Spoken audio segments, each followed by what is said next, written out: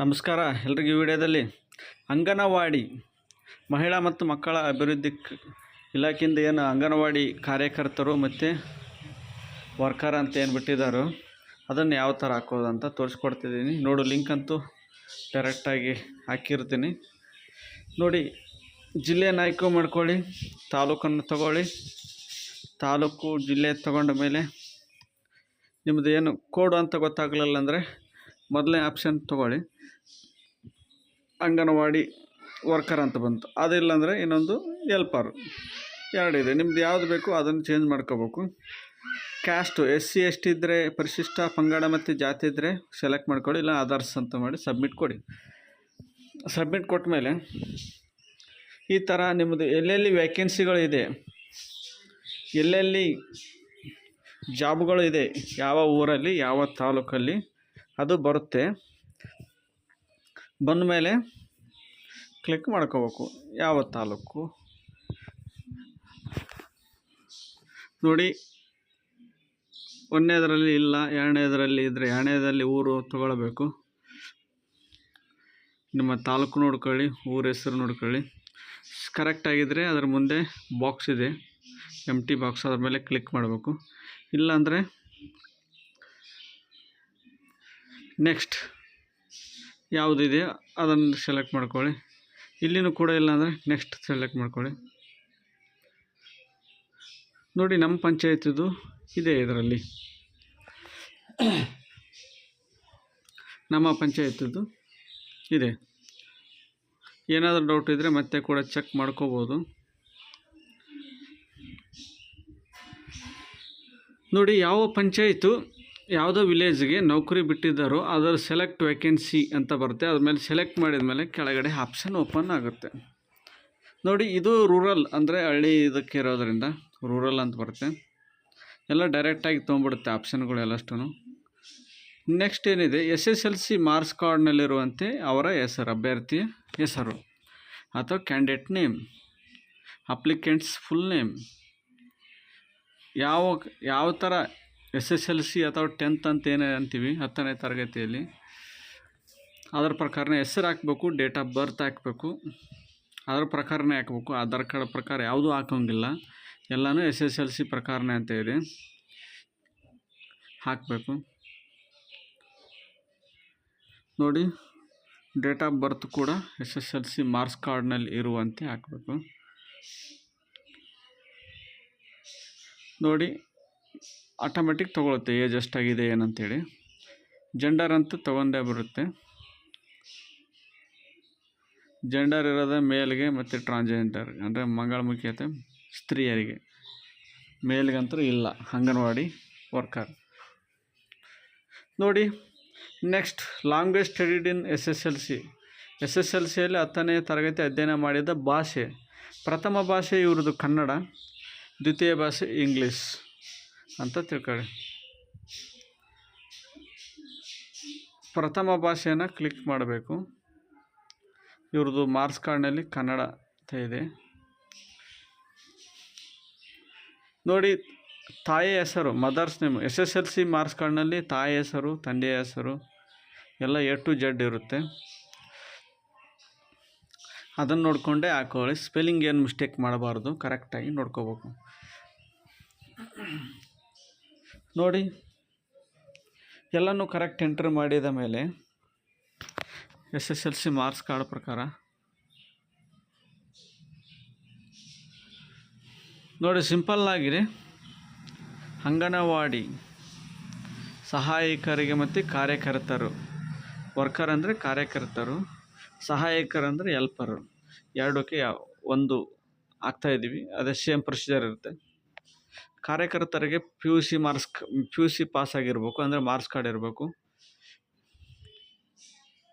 ನೋಡಿ, ತಂದೆ ಹೆಸರು ಹಾಕಬೇಕು, ಆಧಾರ್ ಕಾರ್ಡ್ನಲ್ಲಿರುವಂತೆ.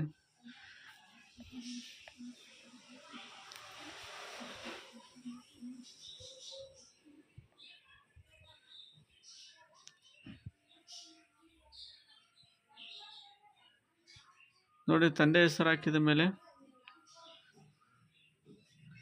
ನೆಕ್ಸ್ಟ್ ನೀವು ವಿವಾಹಿತರೆ ಅಂದರೆ ಮ್ಯಾರೇಜ್ ಆಗಿದ್ದರೆ ಎಸ್ ಅಂತ ಕೊಡಿ, ಇಲ್ಲಾಂದ್ರೆ ಇಲ್ಲ ಅಂತ ಕೊಡಿ. ಮದುವೆ ಆಗಿದ್ದರೆ ನೋಡಿ, second P U C examination register number ಅಂತ ಪಿ ಯು ಸಿ ಮಾರ್ಕ್ಸ್ ಕಾರ್ಡ್ನ ಇರುತ್ತೆ, ಅದರ ಪ್ರಕಾರ ಹಾಕಿ.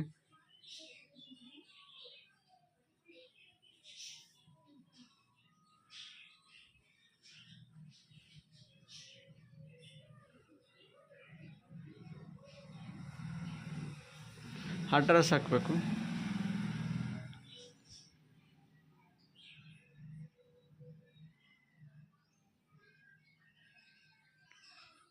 ಅಡ್ರೆಸ್ ಹಾಕಿದ ಮೇಲೆ ರಾಜ್ಯ, ಜಿಲ್ಲೆ, ತಾಲೂಕು, pin code, mobile number, mail ID ಡಿ ಇದೆಲ್ಲ ಹಾಕಬೇಕು. ಎಲ್ಲ A to Z ಕರೆಕ್ಟಾಗಿ ಆ್ಯಸ್ ಪರ್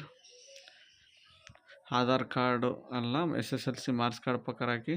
ನೀವು ಇದರಲ್ಲಿ ಯಾವುದಾದ್ರೂ ನೋಡಿ ECC ಸರ್ಟಿಫಿಕೇಟು, ಏನಾದರೂ ಹ್ಯಾಂಡಿಕ್ಯಾಪ್ಟ್ ಇದ್ದರೆ UDID ಕಾರ್ಡು ಇವೆಲ್ಲ ಇದ್ದರೆ ಹಾಕಬೇಕು. ಇಲ್ಲಿ ಬೇಕಾಗಿರೋದು ವಾಸಸ್ಥಳ ಕಂಪಲ್ಸರಿ ಬೇಕು. ನಿವಾಸ ಪ್ರಮಾಣ ಪತ್ರ ಅಂದರೆ ರೆಸಿಡೆನ್ಸ್ ಸರ್ಟಿಫಿಕೇಟ್ ಅಂತ ಏನಂತೀವಿ ಅದು ಹಾಕಬೇಕು.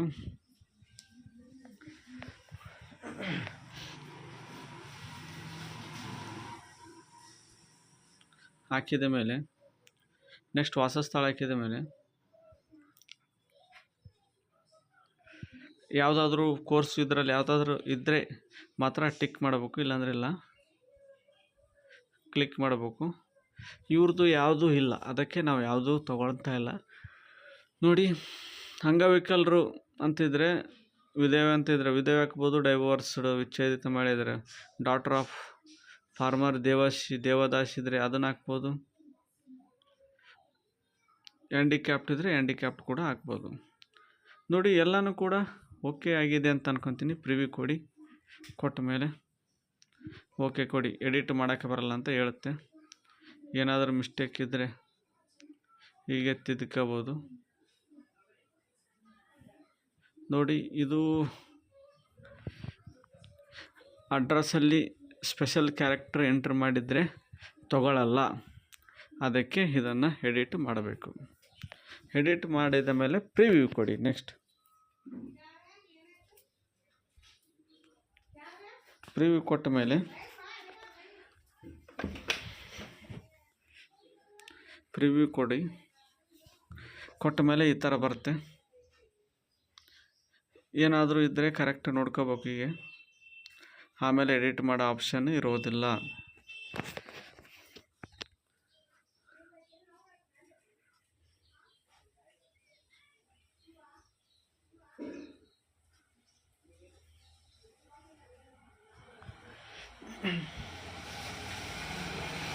ನೋಡಿ, ಎಲ್ಲ ಕರೆಕ್ಟಾಗಿ ಡಿಕ್ಟು ಒಂದು ಸಮಸ್ಯೆ ಇಲ್ಲಾರಂಗೆ ನೋಡಿಕೊಂಡು ಸಬ್ಮಿಟ್ ಕೊಡಬೇಕು. ಕೊಟ್ಟ ಮೇಲೆ ಬರೋದಿಲ್ಲ, ಏನು ಸಮಸ್ಯೆ ಎಡಿಟ್ ಮಾಡೋಕ್ಕೆ ಬರೋದಿಲ್ಲ.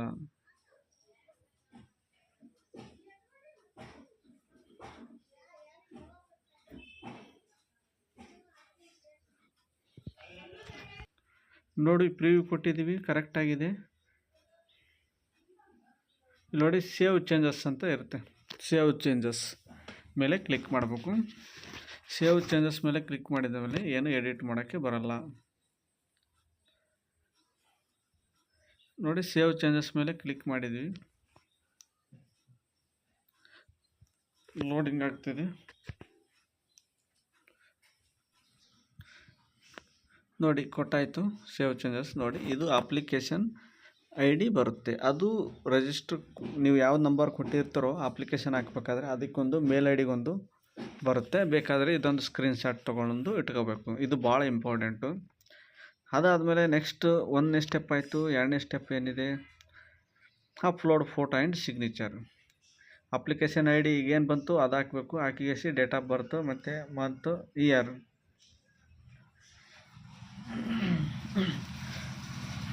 ಬಹಳ ಸಿಂಪಲ್ಲಾಗಿದೆ. ಅಪ್ಲಿಕೇಶನ್ ID ಏನು ಈಗ ಬಂತು ಅದನ್ನು ಹಾಕಿ ಸಬ್ಮಿಟ್ ಕೊಡೋಣ. ನೆಕ್ಸ್ಟ್ ಏನಿದೆ, choose photo, upload photo and signature ಅಂತ ಇದೆ. ಫೋಟೋ ಮತ್ತು ಸಿಗ್ನೇಚರ್ನ ಅಪ್ಲೋಡ್ ಮಾಡಬೇಕು.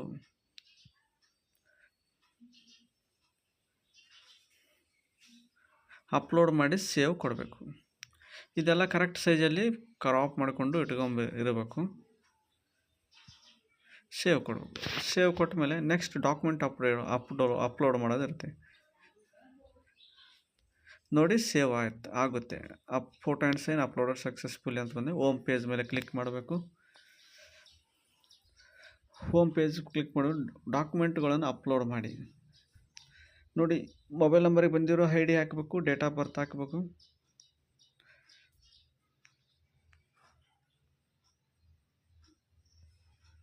ಸಬ್ಮಿಟ್ ಕೊಡಬೇಕು. ಸಬ್ಮಿಟ್ ಕೊಟ್ಟ ಮೇಲೆ ನೋಡಿ ಇಲ್ಲಿ ಭಾಳ ಇಂಪಾರ್ಟೆಂಟ್ ಇದೆ. ಮೊಬೈಲ್ ನಂಬರ್ ಮತ್ತು ಯೂಸರ್ ನೇಮ್ ಮತ್ತು ಆಧಾರ್. ಇದು ಡಿಜಿಲಾಕರ್ ಏನಾದ್ರು ಕ್ರಿಯೇಟ್ ಮಾಡಿದರೆ ಮೊಬೈಲ್ ನಂಬರ್ ಹಾಕಿ ನೀವು ಏನು 6 ಡಿಜಿಟ್ ನಂಬರ್ ಇಟ್ಟಿರ್ತೀರ ಅದನ್ನು ಕೂಡ ಮಾಡ್ಬೋದು. ನೋಡೋಣ, ಟ್ರೈ ಮಾಡೋಣ. 6 ಡಿಜಿಟ್ ಸೆಕ್ಯೂರಿಟಿ ಪಿನ್ ನೀವು ಆಲ್ರೆಡಿ ಇಟ್ಟಿರ್ಬೇಕು. ಇದು ನಮಗೆ ಗೊತ್ತಿರಲ್ಲ. ಅದಕ್ಕೆ ನಾವೇನು ಮಾಡ್ತೀವಿ, ಆಧಾರ್ ಕಾರ್ಡ್ ನಂಬರ್ ಹಾಕ್ತಾಯಿದ್ದೀವಿ. ಆಧಾರ್ ಕಾರ್ಡ್ ನಂಬರ್ ಹಾಕಿ ಆಧಾರ್ ಕಾರ್ಡಿಗೆ ಒಂದು OTP ಬರುತ್ತೆ. OTP ಬಂದ ಮೇಲೆ ಒಂದು 6 ಡಿಜಿಟ್ ಡಿಫ್ರೆಂಟ್ ಆಗಿರೋದು, ಮತ್ತು 11 22 33 ಹಿಂಗಲ್ಲ, ರಿಪೀಟ್ ಆಗಿರಬಾರ್ದು ಡಿಜಿಟ್ಗಳು. ಆ ನಂಬರನ್ನು ಇಡಬೇಕು. ಮಾಡಿದ ಮೇಲೆ ಓಕೆ ಆಗುತ್ತೆ. ಅಲ್ಲಿವರೆಗೂ ಓಕೆ ಆಗಲ್ಲ ಇದು. ನೋಡಿ ಆಧಾರ್ ನಂಬರ್ ಹಾಕಬೇಕು, ಇಲ್ಲ ಫಾರ್ಗೆಟ್ ಸೆಕ್ಯೂರಿಟಿ ಪಿನ್ ಅಂತ ಕೊಡಬೇಕು.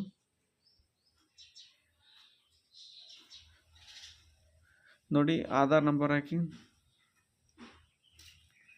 ಒಂದು OTP ಬರುತ್ತೆ.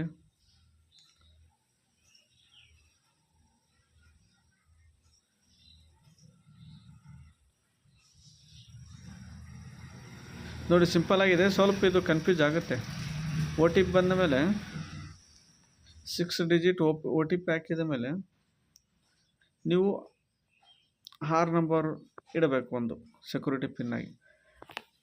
ಭಾಳ ಇಂಪಾರ್ಟೆಂಟ್ ಇದು ಗೊತ್ತಾಗಲ್ಲ ಯಾರಿಗೆ, ಅದಕ್ಕೆ ಇದು ಹೇಳಿಕೊಡ್ತಾ ಇರೋದು. ನೋಡಿ OTP ಬಂತು. OTP ಬಂದ ಮೇಲೆ ಸಬ್ಮಿಟ್ ಕೊಡಿ.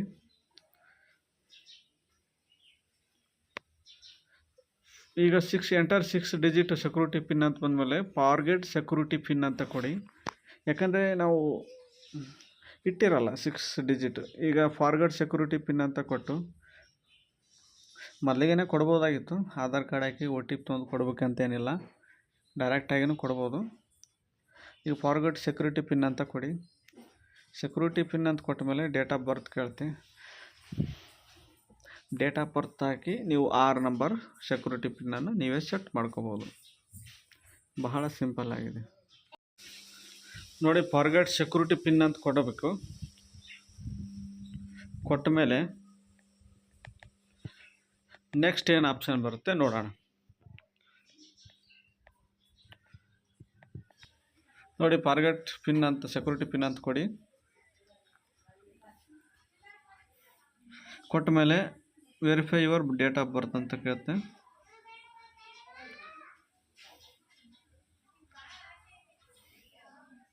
ನೆಕ್ಸ್ಟ್ ಅಂತ ಕೊಡಿ. ಸೆಟ್ 6 ಡಿಜಿಟ್ ಸೆಕ್ಯೂರಿಟಿ ಪಿನ್ ಅಂತ ಅನ್ನಿಸುತ್ತೆ. ಆವಾಗ ಸೆಟ್ ಮಾಡಬೇಕು. ಸೆಟ್ ಮಾಡಿದ ಮೇಲೆ ನೆಕ್ಸ್ಟ್ ಡಾಕ್ಯುಮೆಂಟ್ ಅಪ್ಡೇಟ್ ಮಾಡೋಕ್ಕೆ ಹೋಗ್ಬೇಕು. ನೋಡಿ ಅದು ಸ್ಕಿಪ್ ಆಗಿದೆ ವಿಡಿಯೋ. ನೋಡಿ ಆ 6 ಡಿಜಿಟ್ ಸೆಕ್ಯೂರಿಟಿ ಪಿನ್ ಸೆಟ್ ಆದಮೇಲೆ ಆಮೇಲೆ ಅಪ್ಲೋಡ್ ಡಾಕ್ಯುಮೆಂಟ್ಸ್ ಆಪ್ಷನ್ ಮೇಲೆ ಹೋಗ್ಬೇಕು. ಅದರ ಮೇಲೆ ಹೋದ್ಮೇಲೆ SSLC ಸೆಕೆಂಡ್ PUC ರೆಸಿಡೆನ್ಸ್ ಅಂದರೆ ವಾಸಸ್ಥಳ, SSLC marks card, second PUC marks card upload ಮಾಡಬೇಕು.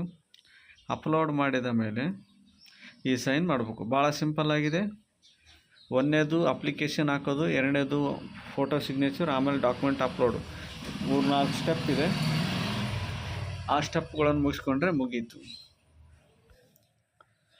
ನೋಡಿ ಮಾರ್ಕ್ಸ್ ಕಾರ್ಡ್ಗಳು ಎಲ್ಲ ಹಾಕಿದ ಮೇಲೆ ಅಪ್ಲೋಡ್ ಅಂತ ಕೊಡಬೇಕು. ಅಪ್ಲೋಡ್ ಸಕ್ಸಸ್ಫುಲಿ ಅಂತ ಬಂದ ಮೇಲೆ ಆಯಿತು.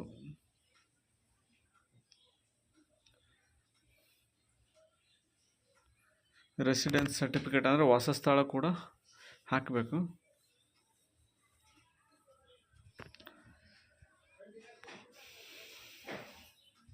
ಸಿಂಪಲ್ ಆಗಿದೆ ನೋಡಿ. ಅಪ್ಲೋಡ್ ಸಕ್ಸಸ್ಫುಲಿ ಅಂತ ಬಂದಮೇಲೆ ವೇವ್ ಅಪ್ಲೋಡೆಡ್ ಡಾಕ್ಯುಮೆಂಟ್ಸ್ ಅಂತ ಕೊಟ್ಟರೆ ನೀವು ಏನೇನು ಹಾಕಿರ್ತೀರೋ ಅದು ಕರೆಕ್ಟ್ ಆಗಿದೆಯೋ ಇಲ್ಲ ಅಂತ ಒಮ್ಮೆ ಚೆಕ್ ಮಾಡ್ಕೋಬೋದು. ನೋಡಿ ನಾವೊಂದು ಸಲ ಚೆಕ್ ಮಾಡಿ ತೋರಿಸೇ ಬಿಡ್ತೀನಿ ಬೇಕಂದರೆ ನಿಮಗೆ. ನೋಡಿ ವಿವೋ ಮೇಲೆ ಆಪ್ಷನ್ ಮಾಡಿದರೆ ಪಾಪ್ ಇದಂತ ಬರುತ್ತೆ. ಓಕೆ ಕೊಟ್ಟು ಈ ಥರ ಓಪನ್ ಮಾಡಿದಾಗ ನೋಡಿ ಅವ್ರ ಮಾರ್ಕ್ಸ್ ಕಾರ್ಡ್ ನೋಡಿ, ಇದು ವಾಸಸ್ಥಳ. ಈ ಥರ ಎಲ್ಲ ಹಾಕಿದ ಮೇಲೆ ಕರೆಕ್ಟ್ ಆಗಿದೆ ಅಂತ ತಿಳ್ಕೊಂಡ ಮೇಲೆ ನೆಕ್ಸ್ಟ್ ಇ ಸೈನ್ ಡಾಕ್ಯುಮೆಂಟ್ ಅಂತ ಆಪ್ಷನ್ ಇದೆ. ಇ ಸೈನ್ ಆಪ್ಷನ್ ಮೇಲೆ ಕ್ಲಿಕ್ ಮಾಡಬೇಕು. ಇ ಸೈನ್ ಮೇಲೆ ಕ್ಲಿಕ್ ಮಾಡಿದ ಮೇಲೆ ಇ ಸೈನ್ ಡಾಕ್ಯುಮೆಂಟ್ ಅಂತ ಕೊಡಬೇಕು. Proceed to e sign. After e sign ನೀವೇನು ಚೇಂಜಸ್ ಮಾಡೋಕ್ಕೆ ಬರಲ್ಲ ಅಂತ ಕೇಳುತ್ತೆ. ಓಕೆ ಅಂತ ಕೊಟ್ಟು ಈ ಥರ ಕೆಳಗಡೆ I understand WCD shall ensure security ಅಂತ ಅದ್ರ ಮೇಲೆ ಟರ್ಮ್ಸ್ ಕಂಡೀಷನ್ ಮೇಲೆ ಕ್ಲಿಕ್ ಮಾಡಿಕೊಂಡು ಈ ಥರ ಪೇಜ್ ಓಪನ್ ಆಗುತ್ತೆ. ಅಂದರೆ ಇನ್ನೊಂದು ಈ ಸೈನ್ಗೆ ಹೋಗುತ್ತೆ ಆಪ್ಷನ್ನು. ಈ ಸೈನ್ ಅಂದರೆ ಆಧಾರ್ ಕಾರ್ಡ್ ನಂಬರ್ ಹಾಕಬೇಕು. OTP ಹಾಕಿದ ಮೇಲೆ ಈ ಸೈನ್ ಆದಮೇಲೆ ಮಾತ್ರ ನಿಮಗೆ ಫೈನಲ್ ಈ ಸೈನ್ದು ಡಾಕ್ಯುಮೆಂಟ್ಸ್ ಬರುತ್ತೆ. ಸಿಂಪಲ್ ಆಗಿದೆ ನೋಡಿ. ಆಧಾರ್ ಕಾರ್ಡ್ ನಂಬರ್ ಹಾಕಿದ್ದೀವಿ, OTP ಬರ್ತಾ ಇದೆ. OTP ಬಂದ ಮೇಲೆ ಮಾಡ್ತಾ ಇದ್ದೀವಿ, 6 ಡಿಜಿಟ್ ನಂಬರ್ ಹಾಕ್ತೀವಿ, ಸಬ್ಮಿಟ್ ಕೊಡ್ತೀವಿ. ಸಬ್ಮಿಟ್ ಬಂದಮೇಲೆ ನೋಡಿ ಈ ಸೈನ್ ಸಕ್ಸಸ್ಫುಲ್ ಅಂತ ಆಪ್ಷನ್ ಬರಬೇಕು. Download sign documents. E sign ಆಗಿರೋ ಡಾಕ್ಯುಮೆಂಟ್ ಅಪ್ಲೋಡ್ ಮಾಡಿಕೊಂಡು ಅವರಿಗೆ ಯಾರು ಅರ್ಜಿ ಹಾಕಕ್ಕೆ ಬಂದಿರ್ತಾರೋ ಅವ್ರಿಗೆ 2 ಪೇಜ್ ಇರುತ್ತೆ. ಮೊದಲನೇ 2 ಪೇಜು ಕೊಟ್ಟು ಮುಂದಿನ ಪ್ರೊಸೀಜರಿಗೆ ಮಾತ್ರ ಸೆಲೆಕ್ಟ್ ಆಗೋವರೆಗೆ ವೆಯ್ಟ್ ಮಾಡೋಕ್ಕೆ ಹೇಳಬೇಕು. ನೋಡಿ ಇಷ್ಟೇ ಅಂಗನವಾಡಿ ಕಾರ್ಯಕರ್ತರ ಅರ್ಜಿ ಹಾಕೋದು ಯಾವ ಥರ ಅಂತ ತೋರಿಸ್ಕೊಟ್ಟಿದ್ದೀನಿ. ಯಾರ್ಯಾರು ನಮ್ಮ ಚಾನಲನ್ನು ಸಬ್ಸ್ಕ್ರೈಬ್ ಮಾಡಿಲ್ಲೋ ಸಬ್ಸ್ಕ್ರೈಬ್ ಮಾಡೋದು ಮಾತ್ರ ಮರಿಬೇಡಿ. Thanks for watching. ಎಲ್ರಿಗೆ ಈ ವಿಡಿಯೋನ ಶೇರ್ ಮಾಡಿ. Thank you so much. ನೋಡಿ ಇಲ್ಲಿದೆ ನೋಡಿ 6 ಪೇಜ್ ಬರ್ತವೆ, ಅದರಲ್ಲಿ 2 ಪೇಜ್ ಮಾತ್ರ ಪ್ರಿಂಟ್ ಕೊಡಬೇಕು. Thanks for watching. ಎಲ್ರಿಗೂ ಈ ವಿಡಿಯೋನ ಶೇರ್ ಮಾಡೋದು ಮಾತ್ರ ಮರಿಬೇಡಿ.